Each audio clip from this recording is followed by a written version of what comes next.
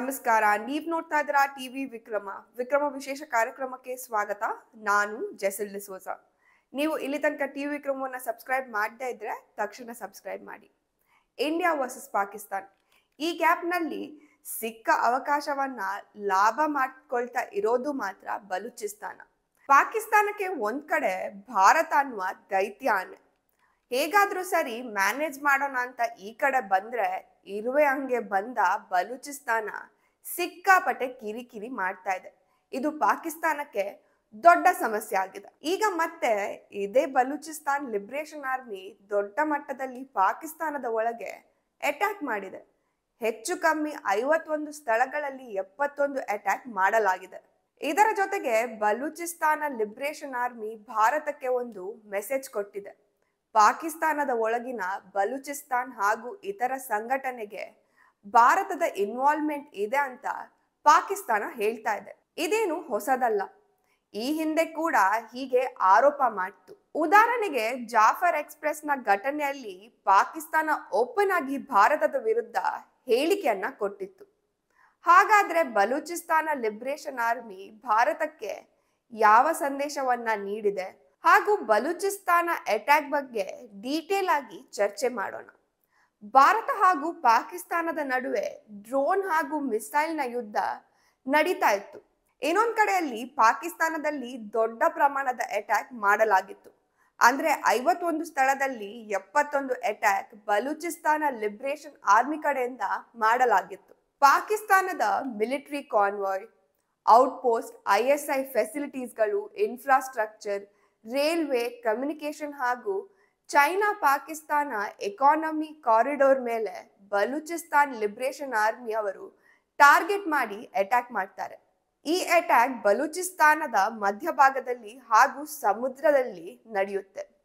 ಈ ಅಟ್ಯಾಕ್ ಬಗ್ಗೆ ಡೀಟೇಲ್ ಆಗಿ ಹೇಳೋದಾದ್ರೆ ಬಲೂಚಿಸ್ತಾನ ಲಿಬ್ರೇಷನ್ ಆರ್ಮಿ ಸಂಪೂರ್ಣವಾಗಿ ಪ್ಲಾನ್ ಮಾಡಿ ಹಲವಾರು ಜಿಲ್ಲೆಗಳು, ನಗರಗಳಲ್ಲಿ ಅಟ್ಯಾಕ್ ಮಾಡಿಸುತ್ತೆ. ಹಾಗೂ ಈ ಅಟ್ಯಾಕ್ ನಲ್ಲಿ IEDಗಳನ್ನ ಅಂದ್ರೆ ಸ್ಫೋಟಕಗಳನ್ನ ಬಳಸಲಾಗಿತ್ತು, ಸ್ನೈಪರ್ಗಳನ್ನ ಬಳಸಲಾಗಿತ್ತು. ಮಿಲಿಟರಿ ಕಾನ್ವಾಯ್ ಮೇಲೆ ಹಾಗೂ ಇನ್ಫ್ರಾಸ್ಟ್ರಕ್ಚರ್ ಮೇಲೆ ಅಟ್ಯಾಕ್ ಮಾಡ್ತಾರೆ. ಅದಲ್ಲದೆ ಮೊಬೈಲ್ ಟವರ್ಸ್ಗಳನ್ನ ನಾಶ ಮಾಡ್ತಾರೆ. ಬಲೂಚಿಸ್ತಾನ ಲಿಬ್ರೇಷನ್ ಆರ್ಮಿ ಅಟ್ಯಾಕ್ ನಿಂದ ಸ್ವತಃ ಪಾಕಿಸ್ತಾನ ಸೇನೆ ಬಹಳ ತೊಂದರೆಗೆ ಒಳಪಟ್ಟಿದೆ. ಈ ಅಟ್ಯಾಕ್ ಆದ ಕೆಲವೇ ದಿನಗಳ ನಂತರ ಬಲೂಚಿಸ್ತಾನ ಲಿಬ್ರೇಷನ್ ಆರ್ಮಿ ಭಾರತಕ್ಕೆ ಒಂದು ಸಂದೇಶವನ್ನ ಕೊಡುತ್ತೆ. ಅದೇನಂದ್ರೆ ಪಾಕಿಸ್ತಾನದ ಕದನ ವಿರಾಮದ ಮೇಲೆ ನಂಬಿಕೆ ಇಡಬೇಡಿ ಅಂತ, ಹಾಗೂ ಈ ಕದನ ವಿರಾಮ ಭಾರತವನ್ನ ಮೈಂಡ್ ಡೈವರ್ಟ್ ಮಾಡುವ ಒಂದು ಪ್ಲಾನ್ ಆಗಿದೆ ಅಂತ ಬಲೂಚಿಸ್ತಾನ ಲಿಬ್ರೇಷನ್ ಆರ್ಮಿ ಎಚ್ಚರಿಕೆಯನ್ನ ಕೊಟ್ಟಿದೆ. ಇದಲ್ಲದೆ ಬಲೂಚಿಸ್ತಾನ ಲಿಬ್ರೇಷನ್ ಆರ್ಮಿ ಭಾರತಕ್ಕೆ ಒಂದು ಆಫರ್ ಅನ್ನ ಕೊಟ್ಟಿದೆ. ಅದೇನಂದ್ರೆ ಪಾಕಿಸ್ತಾನದ ಬಲೂಚಿಸ್ತಾನ ಪ್ರಾಂತ್ಯದಲ್ಲಿ ಬಲೂಚಿಸ್ತಾನ ಲಿಬ್ರೇಷನ್ ಆರ್ಮಿಯ ಹಿಡಿತ ಚೆನ್ನಾಗಿದೆ.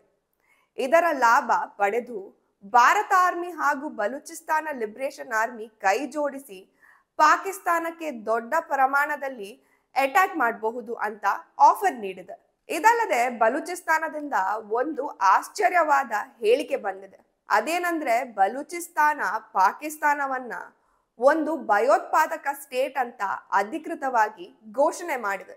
ಅದಲ್ಲದೆ ಪಾಕಿಸ್ತಾನ ಜಿಹಾದಿ ನೆಟ್ವರ್ಕ್ ಗಳನ್ನ ಹರಡಿಸುವ ಕೆಲಸ ಮಾಡ್ತಾ ಇದೆ ಅಂತ ಹೇಳಿದೆ.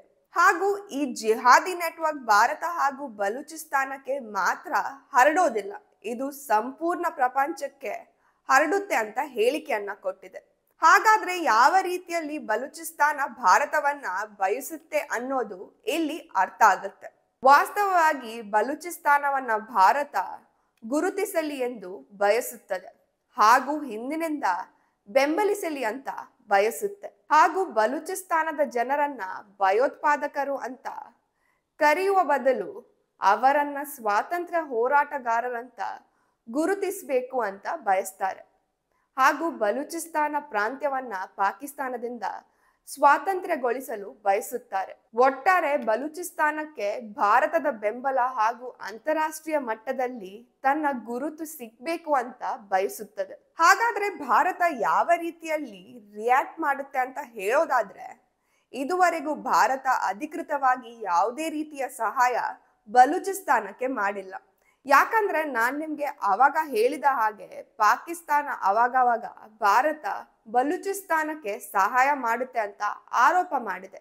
ಹಾಗಾಗಿ ಭಾರತ ಇದುವರೆಗೂ ನೇರವಾಗಿ ಯಾವುದೇ ಸಹಾಯವನ್ನ ಮಾಡಿಲ್ಲ. ಆದ್ರೆ ನಿಮ್ಗೆ ನೆನಪಿದ್ರೆ 2014ರ ಗಣರಾಜ್ಯೋತ್ಸವ ದಿನದಂದು ನರೇಂದ್ರ ಮೋದಿ ಅವರು ಬಲೂಚಿಸ್ತಾನದ ಬಗ್ಗೆ ಮಾತನಾಡಿದ್ರು. ಸೊ ಭಾರತ ಬಲೂಚಿಸ್ತಾನ ಲಿಬರೇಷನ್ ಆರ್ಮಿಯ ಆಫರ್ ಅನ್ನ ಪಾಕಿಸ್ತಾನಕ್ಕೆ ಕೌಂಟರ್ ಮಾಡಲು ಬಳಸಬಹುದು. ಅದು ಹೇಗೆ ಅಂದ್ರೆ, ಪಾಕಿಸ್ತಾನ ಕಾಶ್ಮೀರದಲ್ಲಿ ಅಥವಾ ಸಂಪೂರ್ಣ ಭಾರತದಲ್ಲಿ ಅಟ್ಯಾಕ್ ಮಾಡುವ ಪ್ಲಾನ್ ಮಾಡಿದ್ರೆ ನಾವು ಕೂಡ ಹಿಂದಿನಿಂದ ಬಲೂಚಿಸ್ತಾನ ಲಿಬರೇಷನ್ ಆರ್ಮಿ ಅವರ ಜೊತೆ ಸೇರಿ ಪಾಕಿಸ್ತಾನದ ಮೇಲೆ ಅಟ್ಯಾಕ್ ಮಾಡಬಹುದು. ಆದ್ರೆ ಇದರಲ್ಲಿ ರಿಸ್ಕ್ ಕೂಡ ಇದೆ. ಇದರಿಂದ ಭಾರತದ ಮೇಲೆ ಕೂಡ ಭಯೋತ್ಪಾದನೆಯನ್ನ ಬೆಂಬಲಿಸ್ತಾ ಇದ್ದಾರೆ ಅನ್ನುವ ಆರೋಪ ಹೇರುವ ಸಾಧ್ಯತೆ ಇರುತ್ತೆ. ಇದಲ್ಲದೆ ಬಲೂಚಿಸ್ತಾನ ಮಾಡಿದ ಅಟ್ಯಾಕ್ಗೆ ಪ್ರತಿಯಾಗಿ ಹಲವಾರು ಭಾಗಗಳಲ್ಲಿ ಪಾಕಿಸ್ತಾನ ಹಲವಾರು ಆಪರೇಷನ್ಸ್ ಗಳನ್ನ ಆರಂಭ ಮಾಡಿತು. ಹಾಗೂ ಹಲವಾರು ಜಿಲ್ಲೆಗಳಲ್ಲಿ ಇಂಟರ್ನೆಟ್ ಬ್ಲಾಕ್ಔಟ್ ಮತ್ತು ಕರ್ಫ್ಯೂ ವಿಧಿಸಲಾಯಿತು. ನಂತರ ಇದಕ್ಕೆಲ್ಲ ಕಾರಣ ಭಾರತ ಮತ್ತು ಅಫ್ಘಾನಿಸ್ತಾನ ಅಂತ ಹೇಳಿದೆ. ಹಾಗೂ ಡಜನ್ ಗಟ್ಲೆ ಸೈನಿಕರು ಮತ್ತು ಅರೆ ಸೈನಿಕರ ಪಡೆಗಳನ್ನ ಕೊಲ್ಲಲಾಯಿತು ಅಂತ ವರದಿಗಳು ಸೂಚಿಸುತ್ತವೆ. ಜೊತೆಗೆ ಪಾಕಿಸ್ತಾನಕ್ಕೆ ಬಲೂಚ್ ಉಗ್ರಗಾಮಿತ್ವ ಕಂಟ್ರೋಲ್ ನಲ್ಲಿದೆ ಅಂತ ಸ್ಟೇಟ್ಮೆಂಟ್ ನಿಂದ ದೊಡ್ಡ ಹೊಡೆತ ಬಿದ್ದಿದೆ. ಮುಂಬರುವ ಸಮಯದಲ್ಲಿ ಬಲೂಚಿಸ್ತಾನದಲ್ಲಿ ಬಿಗಿಯಾದ ಮಿಲಿಟರಿ ಲಾಕ್ಡೌನ್ ಅನ್ನ ನೋಡುವ ಸಾಧ್ಯತೆ ಇದೆ. ಹಾಗೂ ಬಲೂಚಿಸ್ತಾನ್ ಅಟ್ಯಾಕ್ ನಿಂದ ಎಪೆಕ್ ಯೋಜನೆಗಳ ವಿಳಂಬವಾಗಿದೆ. ಇದರಿಂದ ಚೈನಾಗೆ ಪಾಕಿಸ್ತಾನದ ಮೇಲೆ ವಿಶ್ವಾಸ ಕಮ್ಮಿ ಆಗಿದೆ. ಅದಲ್ಲದೆ ಬಹಳ ಹೊಡೆತ ಕೂಡ ಇರುತ್ತದೆ. ಮುಂಬರುವ ಸಮಯದಲ್ಲಿ ಪಾಕಿಸ್ತಾನದ ಮ್ಯಾಪ್ ಬದಲಾಗಲಿದೆ. ಅದಕ್ಕೆ ಭಾರತ ಬಲೂಚಿಸ್ತಾನಕ್ಕೆ ಸಹಾಯ ಮಾಡುತ್ತಾ ಅಥವಾ ತಟಸ್ಥವಾಗಿರುತ್ತಾ ಅನ್ನೋದು ಕಾದು ನೋಡ್ಬೇಕಿದೆ. ಟಿವಿ ವಿಕ್ರಮ, ದೇಶ ನಿಮ್ಮ ಕೈಯಲ್ಲಿ. ಈ ಕಾರ್ಯಕ್ರಮ ನಿಮಗೆ ಇಷ್ಟ ಆಗಿದ್ದಲ್ಲಿ ಲೈಕ್, ಶೇರ್ ಹಾಗೂ ಕಮೆಂಟ್ ಮಾಡಿ. ಟಿವಿ ವಿಕ್ರಮದ ಕಾರ್ಯಕ್ರಮಗಳನ್ನು ನಿರಂತರವಾಗಿ ವೀಕ್ಷಿಸಲು ಸಬ್ಸ್ಕ್ರೈಬ್ ಮಾಡಿ, ಬೆಲ್ ಐಕನ್ ಒತ್ತಿ. ಟಿವಿ ವಿಕ್ರಮ, ದೇಶ ನಿಮ್ಮ ಕೈಯಲ್ಲಿ.